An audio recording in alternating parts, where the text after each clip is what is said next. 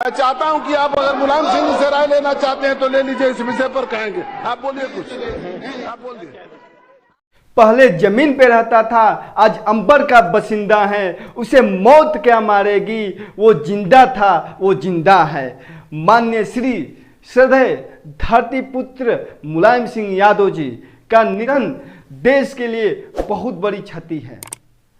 और मुलायम सिंह यादव जी एक व्यक्ति नहीं, एक विचार थे। कहा जाता है कि एक व्यक्ति का निधन जीवन में एक बार होता है, लेकिन महापुरुषों का जैसे धरती पुत्र मुलायम सिंह जी का निधन जीवन में 2 बार होगा।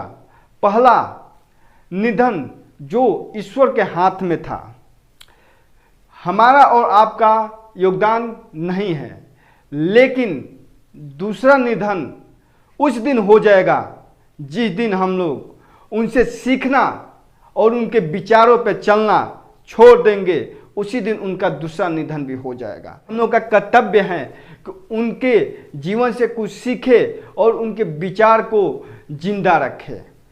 दोस्तों, आज हम बात कर रहे हैं देश के सबसे बड़े नेता मुलायम सिंह यादव जी का। आज हम उनके जीवन के उतार चढ़ाव, राजनीति, उनका जीवन कब से शुरू हुई, कहां से हुई, कैसे मुख्यमंत्री बने, कैसे रक्षा मंत्री बने, कैसे प्रधानमंत्री बनने से चूक गए, आज हम उन सभी पे बात करूंगा।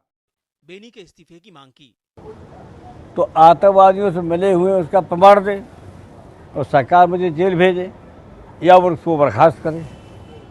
इस बीच कांग्रेस ने भी दोनों नेताओं को संसदीय परंपराओं के अनुरूप उनका जन्म 22 नवंबर 1939 को सैफई के मूर्ति देवी सुघर सिंह एक किसान परिवार में जन्म हुआ था। मुलायम सिंह यादव अपने 5 भाई बहनों में रतन सिंह यादव से छोटे वो अभय राम सिंह यादव, शिवपाल यादव, राजपाल यादव और कमला देवी से बड़े हैं।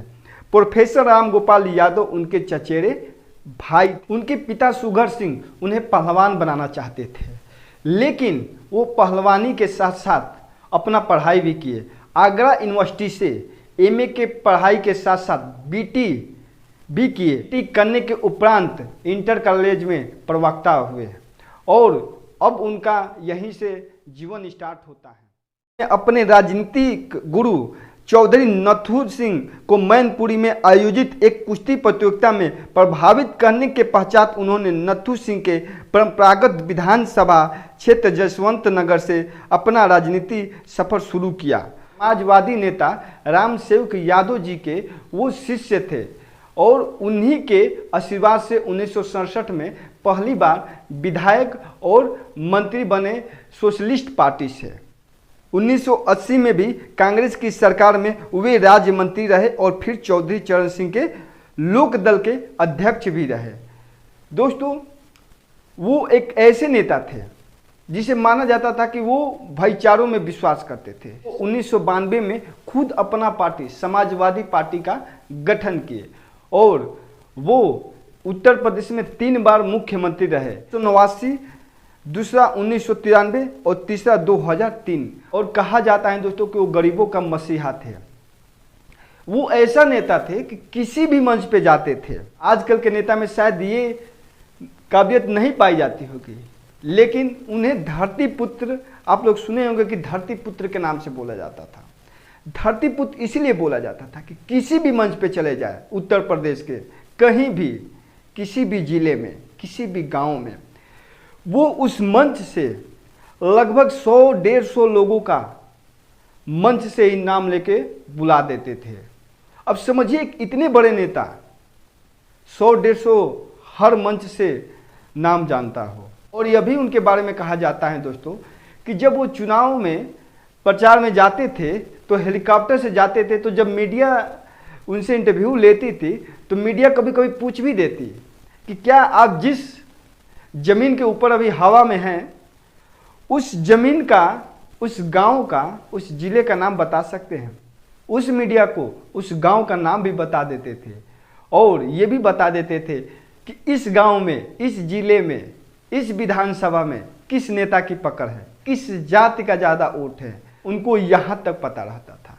ऐसे ही वो एक धरती पुत्र नहीं है, ऐसे ही धरती पुत्र नहीं कहा जाता था।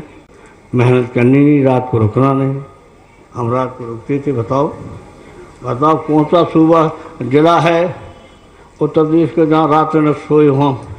वही हाथ उठा के रात हमारे जब नहीं सोए, उस समय सोए, कहीं कहीं सोए, खाना नहीं मिला तो भी ऐसे ही सो गए मिर्जापुर में।